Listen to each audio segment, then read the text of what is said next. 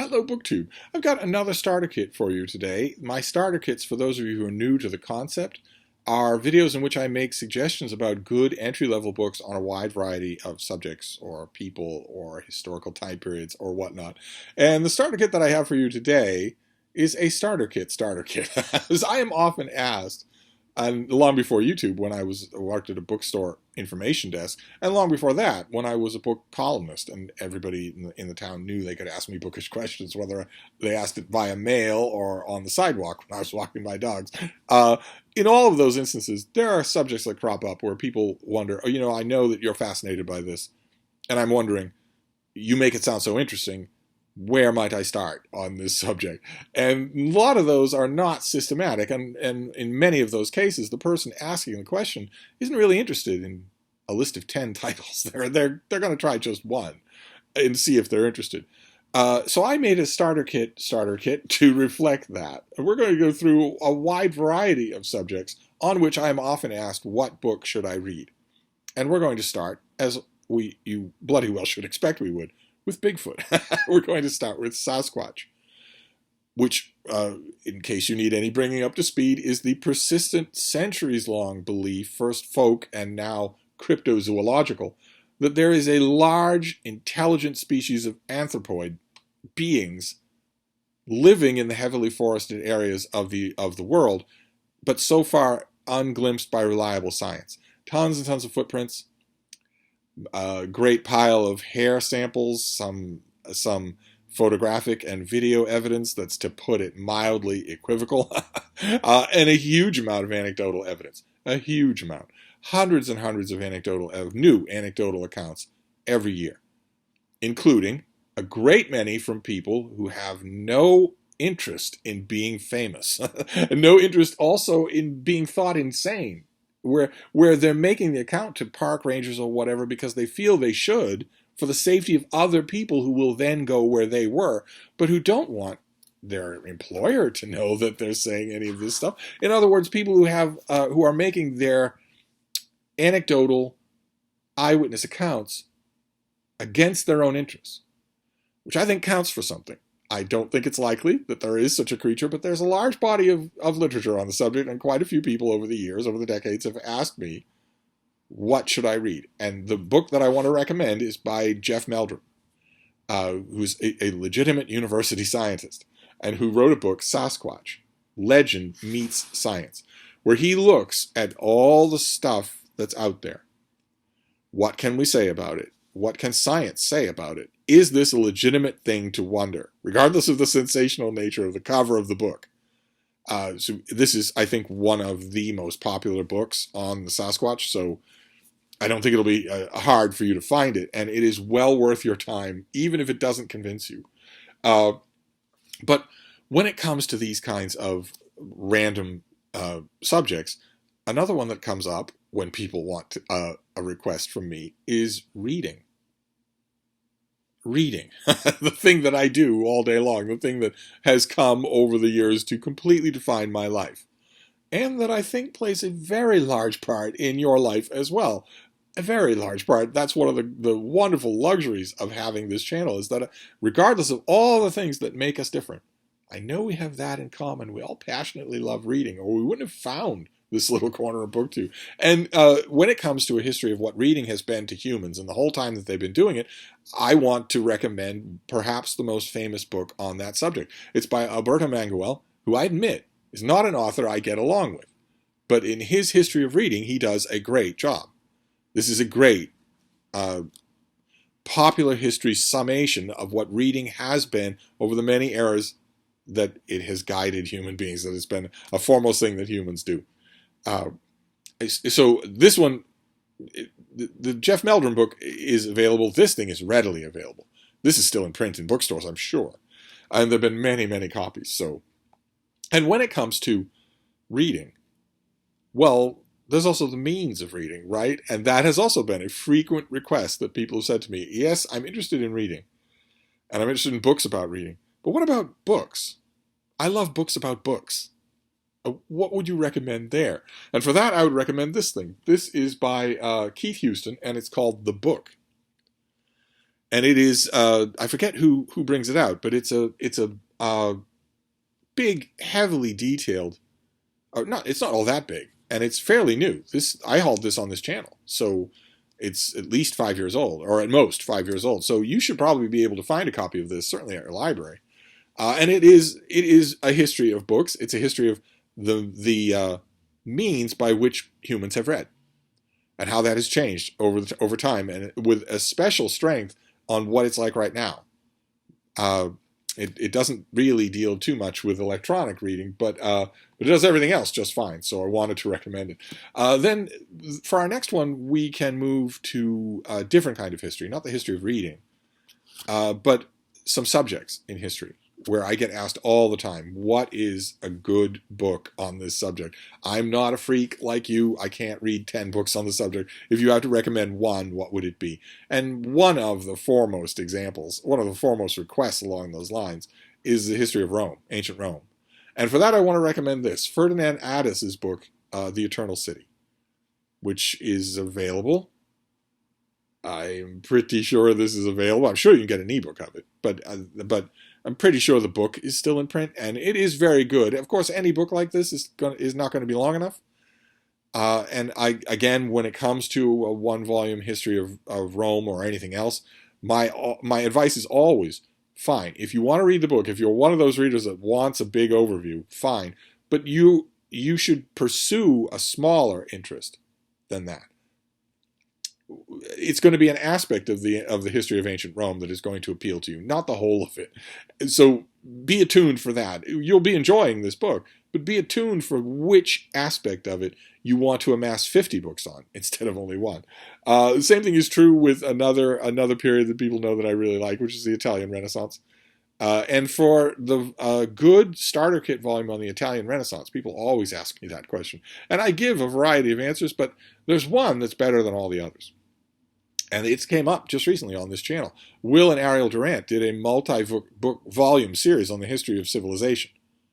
And they devote a whole volume to the Renaissance.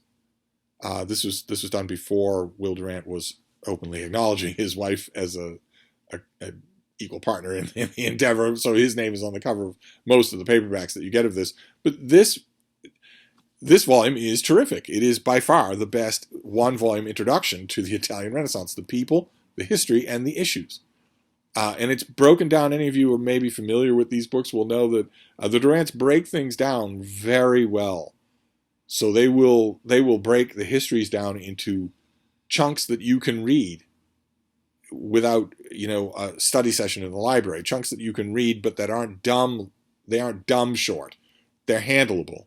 And they regularly break up their narrative in order to give you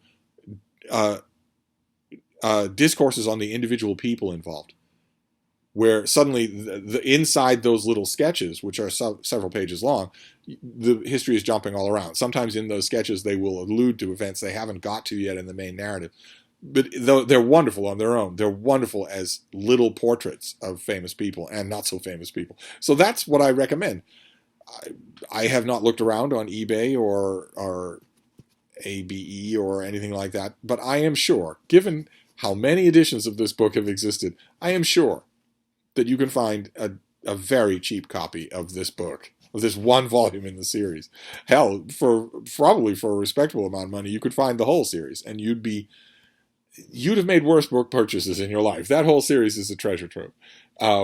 Then another, when it comes to history, another subject that people ask me about all the time is the history of the United States, a one-volume history of the United States. Every once in a blue moon, someone asking on this subject will assume that I am biased, because I had an old friend a long, long time ago who wrote a big one-volume history of America on the American people. And it's very, very good, but it's not a starter kit. It's a big endeavor. Whereas a much shorter paperback tends to be the way to go. Unfortunately, there is one that is beautifully eloquent. Beautifully done. And it's the Penguin History of the USA by Hugh Brogan, which is this is a cover of a scanned trade paperback, but that trade paperback still exists. I don't know if it still has this cover, but I know that Penguin will keep bringing it out. and it's had a huge print run, so you can find a copy. Again, as in all my videos and in all cases, I want to stress that if one of these things really leaps out at you and you are absolutely sure that you can't find a copy and maybe don't want to hunt for it online, simply email me. I would be happy to help you out. Happy to do so. Although, if you email me to any email other than the one attached to this video, I'm going to ignore your email. I'm not going to write back and say, hey, you sent this to the wrong email. I'm just going to ignore it. So, knowing that ahead of time, let's make sure we know we're on the same page, that if you do that, if you send me a personal email to an email other than the one listed on this video, you are totally wasting your time. You are never going to get a response. Just so we know. We'll do another historical subject here, and it's one that has been a joke among my IRL friends for quite some time when summing up Steve's most passionate reading, that is dead Romans, dead Kennedys, and dogs. And often people will ask me, well, what about the Kennedy family? What's a really good starter kit for the Kennedy family? And I'm going to give you one that has had a bit of a troubled publication history, and it also might not seem like a starter kit because it's immense. It's 1,000 pages long, but you won't notice when you're reading it. You won't notice. You will love every page. And this is Doris, Kearns, Goodwin. This is the Fitzgerald and the Kennedys. This is the cover of the mass market paperback that sold like the Dickens. And I know it's an oldie but a goodie, but I strongly recommend it. It is a huge book, but it is that way because it doesn't leave anything out, and it's full of compelling characters, to put it mildly. So when it comes to the Kennedys, you could do a lot worse than to do this. And as long as we're on the subject, and we've already done Rome and we've already done the Kennedys, we might as well do dogs. And there are many, many books on the history of Canis Familiaris. That's you, baby. That's you. There are many, many books about the long, I would argue that it's 10 times longer in association with humans than most archaeology says, but the long association of dogs with humans. The one and only animal species to ally itself with humans voluntarily, as opposed to being enslaved. The one and only species that did that, and that did it at the dawn of Homo sapiens as a species on its own. So it's a partnership, a bond that goes back literally forever, as far as humans go. Dogs were around humans, dealing with humans, for the whole of the time that humans were separate from anything else. And there are a lot of books on that subject, a lot of them. But the one that I want to recommend is by Adam Mikloshi, and it is the Dog, A Natural History, which is, again, comparatively recent. I'm pretty sure that I hauled this on this channel, or hauled it only a couple of years before we started talking to each other. I know, baby. That dog looks very different from you. Very different from you. All those silhouettes up there, oh my. But there's no accounting for taste. You are more beautiful than a Saluki. Yes, you are. Oh, baby. This covers everything. As much as we know currently about that long partnership, and also all of the more recent centuries of domestication and breed diversification. So if you're looking for one book, this is the one that I would recommend. And we'll finish up this starter kit with the basis of everything. The basis of everything in these conversations that we have about books is the technological ability to have these conversations in the first place. Right? We couldn't be doing this any other way.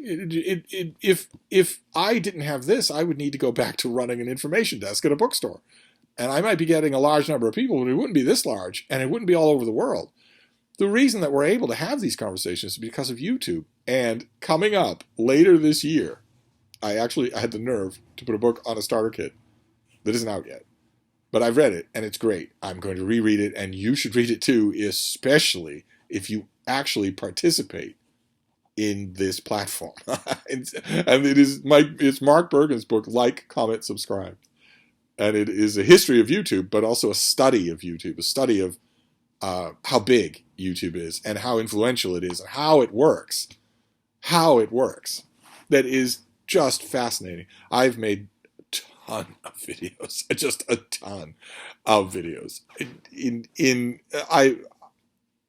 I've made more videos than anyone in our little corner of BookTube, but I would like to think I'm probably in the running for the highest number of individuals videos made by a person in a 5-year time span. It hasn't been that long a time span, and I've made a lot of videos given that time span. And yet I learned a lot from this book, and I disagreed with a lot of it, but I also agreed with a lot of it.